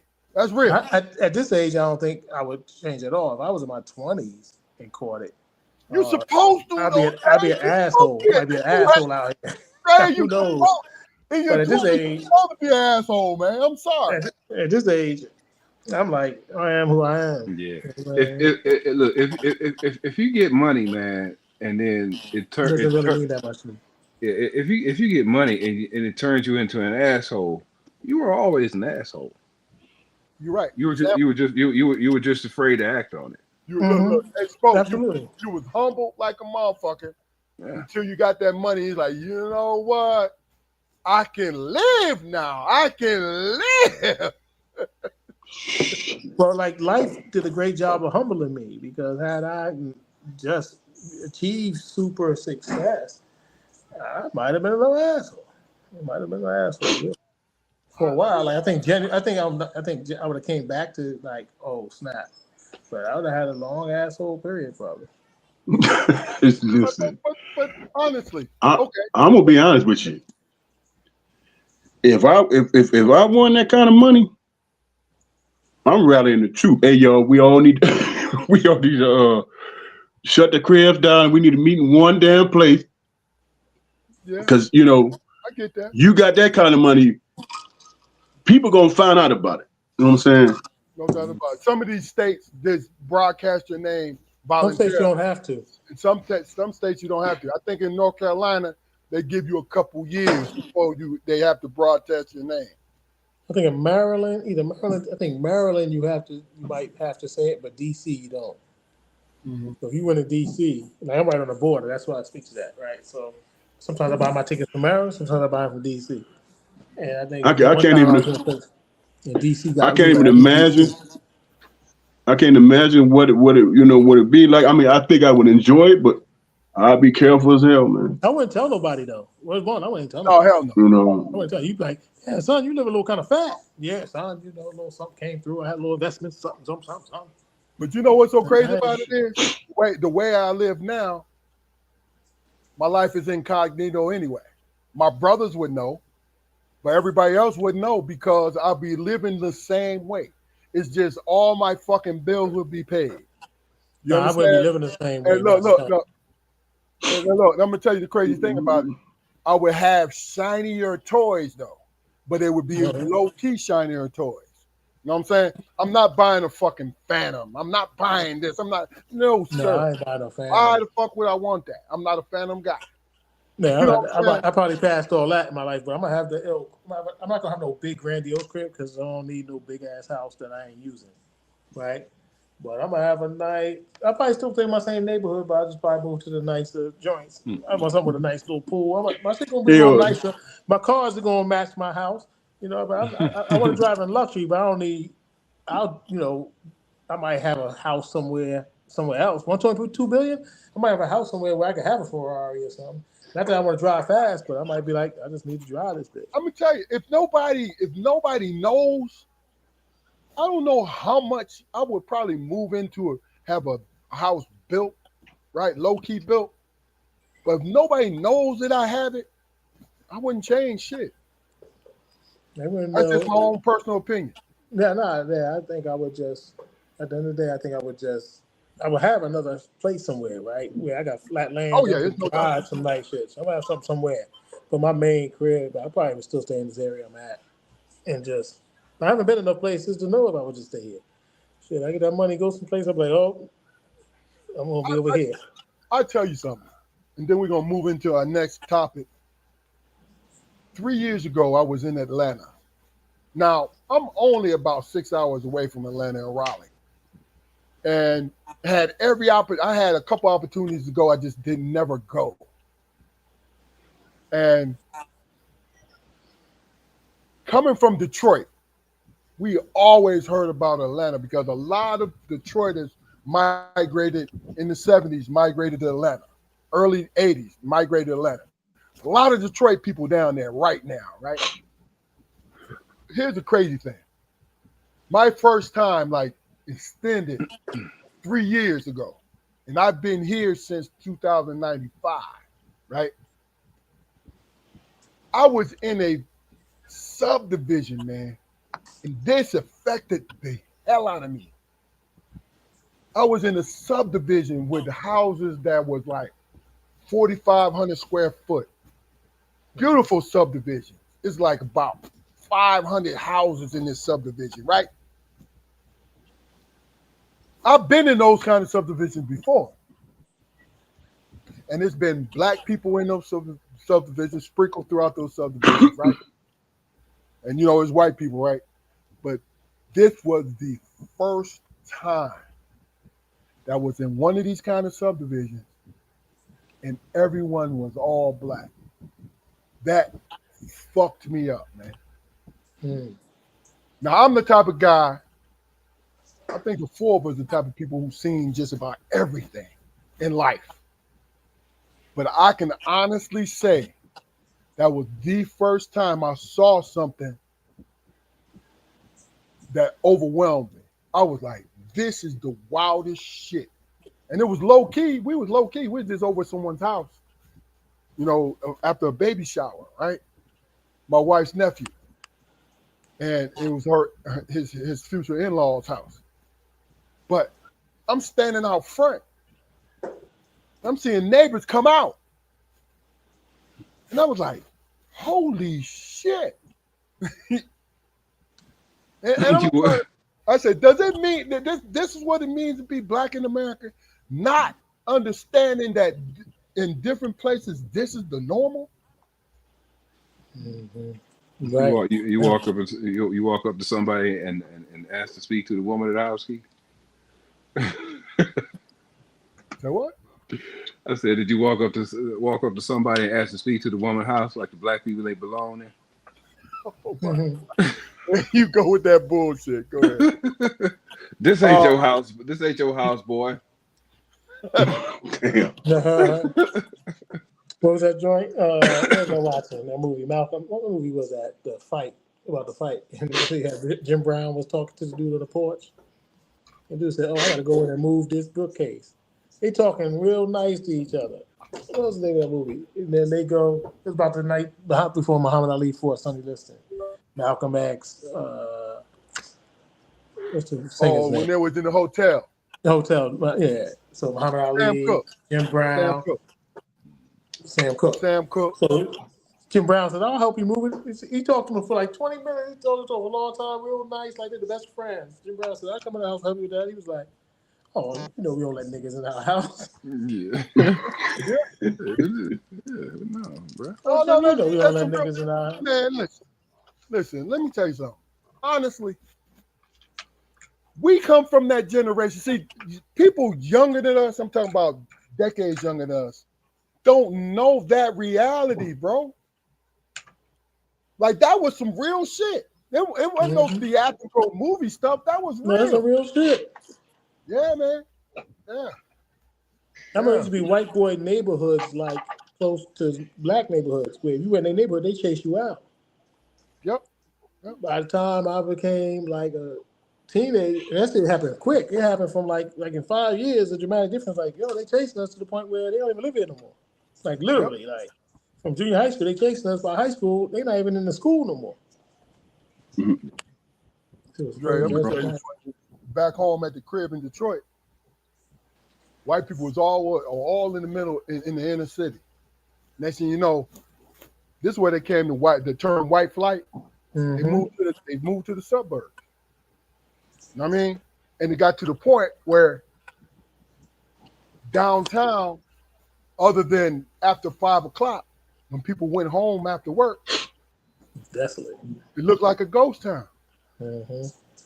And then it got worse when Detroit started on the economic downturn. But my point, the point I'm trying to make is, it is a crazy to understand where we've come from. and you try to help your children understand. But if they don't, because of us, they have not had to live with that. Right. You know what I'm saying? But it's crazy though. But look, I be thinking about kids. I be thinking about stuff like that though, right? Because like it's like, yo, he can't. Like they teach him cursive, right? So like, but he can't write. I'm like, shit, I barely can write nowadays. Like with a pen, right? Like we worry about if he can write. Like times have changed. Like when he gonna be writing? Really? Like at some point in time, he might not be able to write, but I bet he can text his ass off. Yeah, so like like certain things have changed. And I say that to say that a lot of times with myself, I had to catch myself like I gotta be trying to figure out their world, or they need to figure out where I came from as much. Like it's important, but they on a whole different. Like we had nothing. We didn't have nothing that they got. And you know what's great? Yeah. Dinosaur talking to them. Like you talk to them about like stuff like, yo, how the hell you even moved with one phone in the house, one TV? No. Hey, Trey, forget that. Rotary phones. Rotary phone. You try to be fast. They don't know how to use. These kids don't know how to use rotary phones, man. I seen a flash from a camera the other day, and somebody like was on Facebook or something. And it was like, if you know what this is, you probably got a gray beard or something, right? Like you know the flash for the camera. If you put that shit in front of somebody, they won't know what that is. Yeah. Wait till your film to get developed. You know, like now we can take it, erase it, how that picture look. Like back in the days, you had to wait till you got it. Look, I know kids who are fascinated, man, that we didn't have to charge our phones. Because I mean, don't nobody got landline. Nobody got. I don't even have a landline. They like so how y'all go to bed? Right. We went to bed without the phone, bro. First of all, I held on to the landline. I have so many friends who gave it up. No, sir. That is staying in my house, man. No, I said you need it. You need it. Everybody that should have a landline. That should have a landline because when it go down, it's gonna be like that transistor radio. That's gonna be like that radio you used to have back then, the CB and all that. Like, oh, we can still communicate when stuff go down. When the phone go down, we can still communicate. Mm-hmm. All right, well, look, Damon is back. I want to get this last topic in. We didn't get all the topics I wanted to get in, but I wanted to get this one in, right? So let me ask you a question. Have a little bit of fun with this.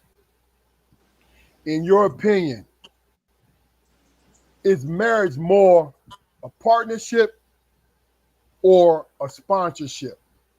Explain your answer. Now, I'm asking you to take in what we see nowadays and your actual opinion. What do you think? I'm going to marinate on it, and then, Damon, I'm going to let you go first, then Andre, and then Jaquar. I mean, because, if we were to get caught on the social media thing, get caught up on all the, the stuff that external stuff that we keep receiving, right? We would think indirectly it's a sponsorship. You know what I mean? Because the way these entertainers, these women who want to just be kept, how they explain it, what they explain is a sponsorship. But in reality, do you think it's a partnership or a sponsorship? You ready to speak on it, Damon? I think you might have froze. You froze? All right, Dre, what do you think? Well, first of all, I think both. If that in that case, a sponsorship, I think both are being kept. A lot of men being kept too. A lot of women out here real successful and got this stuff going on. They keeping dudes, right? So when it comes to that, I really can't say society-wise, for the simple fact that I know, like a lot of my friends, they've been married for a long time to their high school sweethearts and stuff like that. And in one or two cases, I see sponsorship, and then in a few cases, I see the partnership, right? Ultimately, probably all partnerships, so to speak, right? Because even the dudes I know that might not, their wives are more so carrying the load. Mhm. They do all the other stuff, right? They kind of just switch roles, traditional roles, so to speak. Right? Okay. Okay, I'm rearing the kids and stuff, so it's probably more a partnership. So I would say the people I know that is just married and been married for a significant amount of time. That's from the outside looking in. I really don't talk a lot to people, to my friends and stuff about their relationships unless they bring it to me. I would probably say partnerships. Okay. Okay, Damon, what you think? Let Jacory go next, man, because I my stuff was messing up. I ain't really get to hear anything. I mean, let me read the question to you. All right. No, what I was saying was, in your opinion, what is marriage? Is it a partnership or a relationship? I think it's majority relationship, but some partnership in there. You know, because you got to. Damon, I'm sorry. I misspoke. Relationship or sponsorship? Sponsorship. Sponsorship. You know what a sponsorship is, right? Yeah. Okay. Relationship. Okay. You know, I mean that's the answer I would give. Marriage is more of a relationship Why do you think? because you're not gonna be bothered with somebody you can't get along with, man. You know what I'm saying? I mean that's just the plain truth of it, man. You know, you have to actually enjoy that person's company, man. That's real. You know, actually miss that person when they're not around. You know, um, yeah. You know, it's building, growing and building together. Gotcha. You know, so like the Bible said, it's one. That's real. Okay. Jaquari, what do you think? Well, for me, it's relationship, man, because the word sponsorship it denotes employment. You know, and if I'm paying somebody, you know, it wouldn't bother me to say, you know, go peel me a grape. I don't know how I look at my wife, you know, if I was able to say that to her and then have her follow through. She my wife. She not, you know, here to service me you know, to service my selfish wants or whatever. You know, we service each other. You know, Okay. so partnership. It's all about the relationship and the partnership that's strengthened through the relationship. Gotcha. I got you. Oh, last thing I want to say on that is how you feel, real quick, all three of you guys, how you feel about it, sponsorship, relationship. Does it have more to do with your personality or is it your view on life? Start with you, Andre. I think kind of fluky. He led something. He got to it. Like you got to be able to deal with somebody. So it's partnership. Like you're gonna be around somebody every day that you don't want to be around, right? So even if that, like I said, even when you talk about that sponsorship type stuff and people around each other, it's probably more a partnership. You know what I'm saying? Like there's some people that make money and like don't want their spouse to work. Like how about you don't work? And you hold down this, right? Or whatever. So I would Yeah. say if it's a successful relationship, it's probably more partnership than Gotcha. sponsorship. Gotcha. So, Damon, your view of it, does it have more to do with your personality or is it just the fact that you understanding that is the best choice?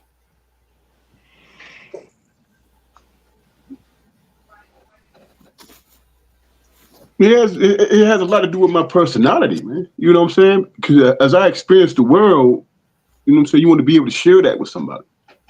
You know what I'm saying? And your personality dictates, you know, how you're motivated. how you move. Just being yourself. If you can't be yourself, then what are you doing? You know what I mean? Yeah. Just going through the motion. Yeah. Then it becomes easier 20 years later to say, oh, this ain't working for me. And I'm going to move on and then start all over again. Good point. Imagine that. Good point. Good point. You know what I'm saying? I years in, bro. Finna be 41. I can't start over. Crazy. Ja'Quari, what you think? Well, again, man, the word sponsorship sounding like employment to me, man. Motherfuckers quit jobs every day, quietly quit jobs every day. And the rules of relationships say that a person should at least give you advance notice. Now, if I'm laying with somebody who's been quietly quitting on me for some time, it's not fair to me. You know what I mean? That's the box that finances for affection puts you in. Motherfuckers will leave, without a second thought. And you got feelings all the while forgetting that you're a paymaster here. People don't have loyalty to jobs. No. I done quit them jobs, man. I done quit them jobs. Like, this times my wife was like, I need you to quit. Like not initially saying it, but once she seen the toll, so to speak, in certain circumstances, and the liability and all the different type stuff that comes with it, it was like, yo, it's not even really worth it. Like, as soon as you start saying it, she be like, so I say it, but like, yo, I don't know, I might have to do something else. Yeah, go ahead. I agree. Like, basically, I'm waiting for you, like, because I don't need you to die at this job, right? I don't want you can't be miserable every day. Yeah. Right. That takes a toll, right? So like, yo, you quit, we'll make it work. We got, so that's like not living outside your means, right? So I've always been like a proponent, not always, but in my adult years, I was like, I'm not living outside my means. Why you don't have this, have that? Nah, because I need to be able to say I quit and still be able to do something to kind of sustain my lifestyle.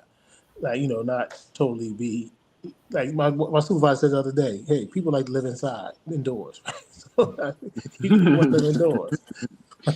So I want to be able to live indoors, but I don't want to do it at the cost of misery though. That's right. So it's like so my indoors might have to be smaller. My car might not have to be as modern, all the different things, but the ability to say, I'm out. It's a lot. And then I say to my wife, if it's too much, we gotta see what we're gonna do. We might not be able to quit tomorrow, but we gotta have a plan. Because you can't just be miserable out in this world, especially for some job that if you God forbid you pass away tomorrow or the joint, they just gonna post your position. Not That's saying right. some people won't be sad or nothing like that, but that job gonna move on. Yeah. They pretty much all do. As it should. Yeah. Yeah. I think my opinion about it is just to understand that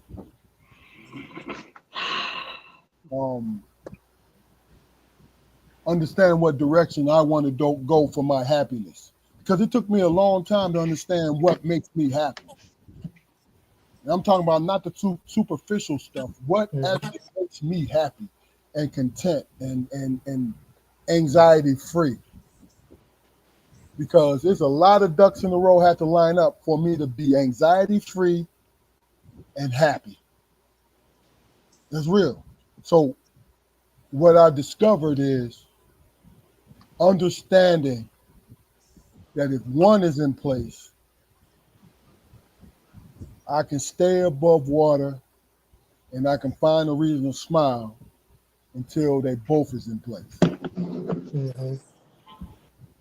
It's nice and simple. You know what I mean? It's what it is, because I'm like everybody else. Every human being, I'm like every human being. I want the world But what I understood was I don't really need the world. I just need the things to go right that I want to go right. Hell. That's it. That's it. That's Well, look, last words, and we getting out of here, ladies and gentlemen. So, Andre, last word of the day. So, last word. Knicks is winning 64-37 at halftime. Go New York, go New York, go. Go New York, go New York, go. Wait. Against the Pacers? Nah, we playing the Celtics. Oh, all right. Man, Closeout It is. game. It is what it is, man. So, yeah, look. You gotta get on First board of with all, that. You know, New York got it run. No, Got the now whole world. you my guy. Got the whole world. I automatically being a Pitt Panther hate New York because of them Villanova dudes. I just can't help it. I apologize for that, but Villanova, I'm against them. I can't stand them. Go the Knicks, baby. That's my last word. Don't know. I really.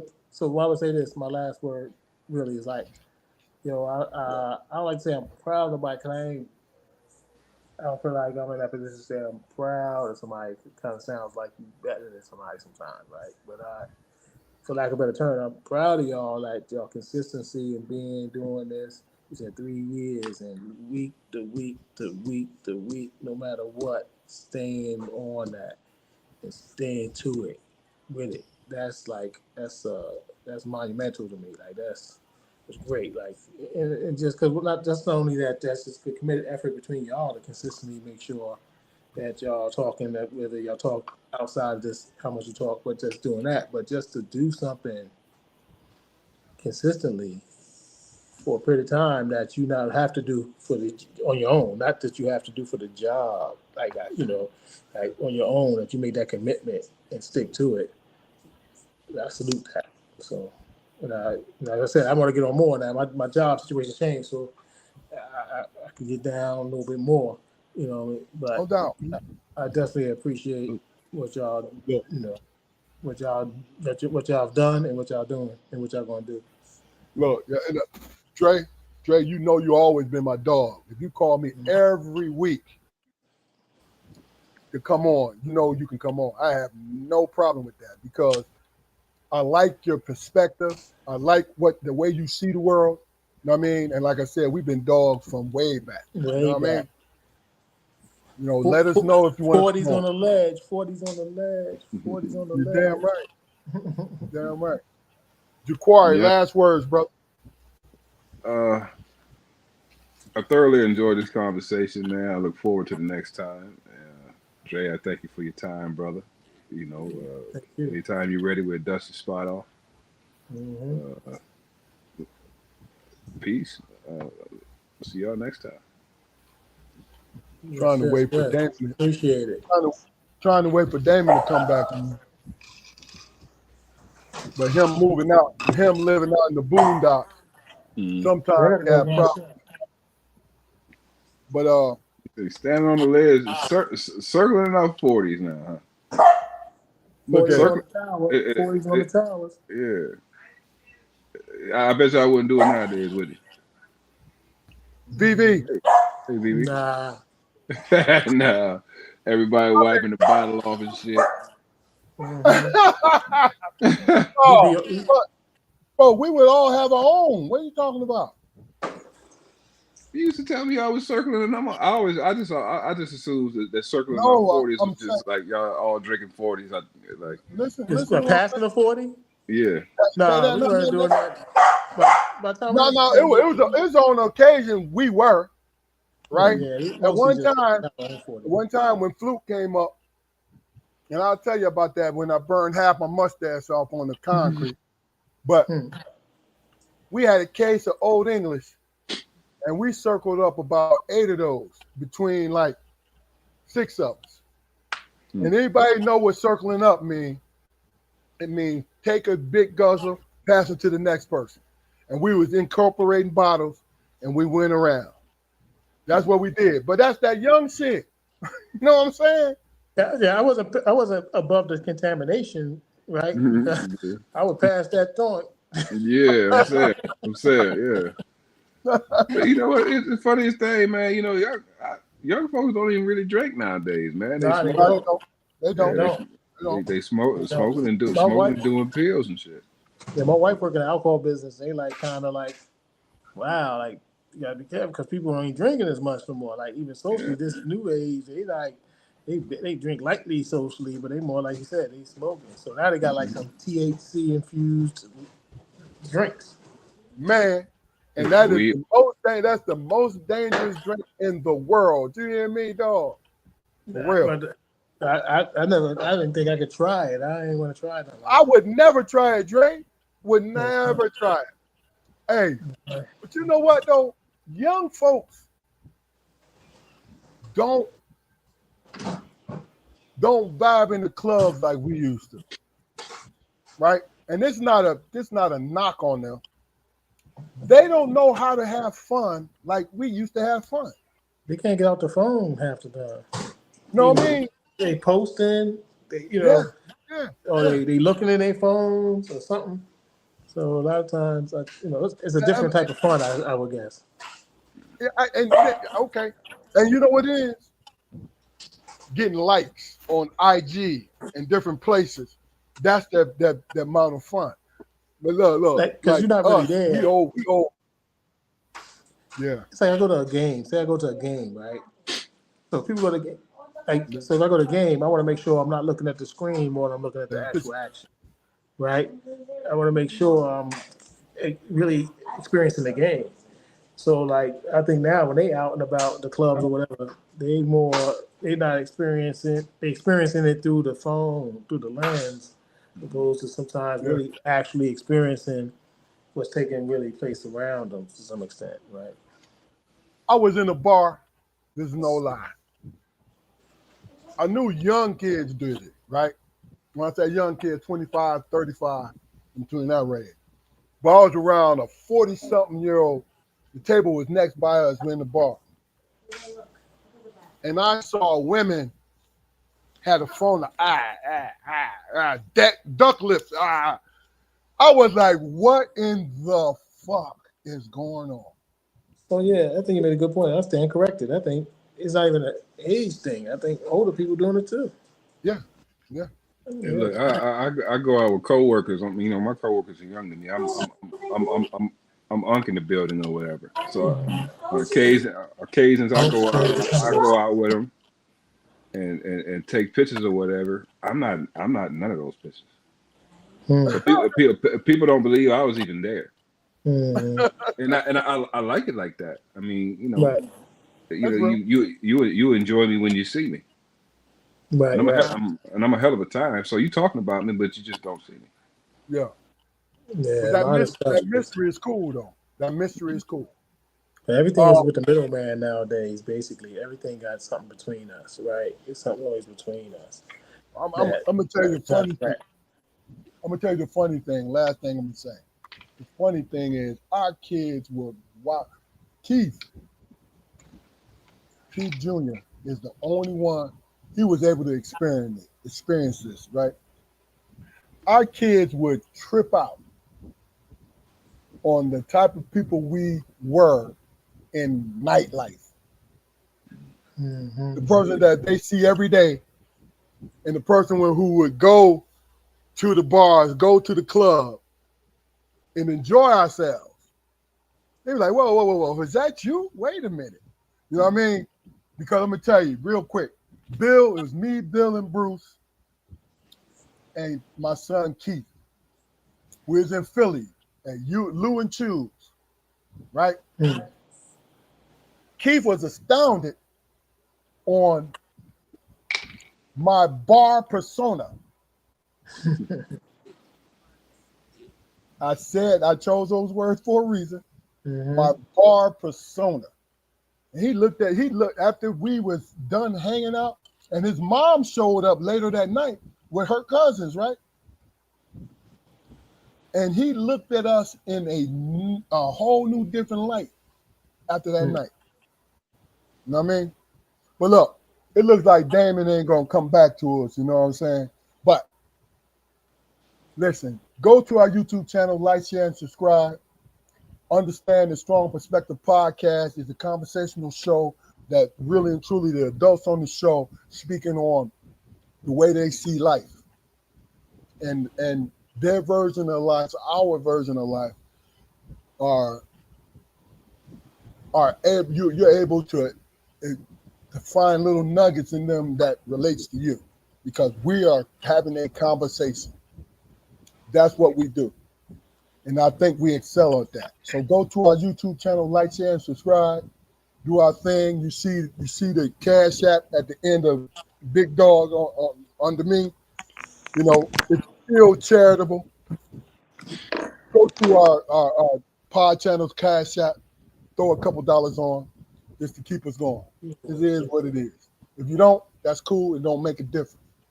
But I was told that's what I need to do. Let people know that the valuable service that we give you, there is a minimum cost to it.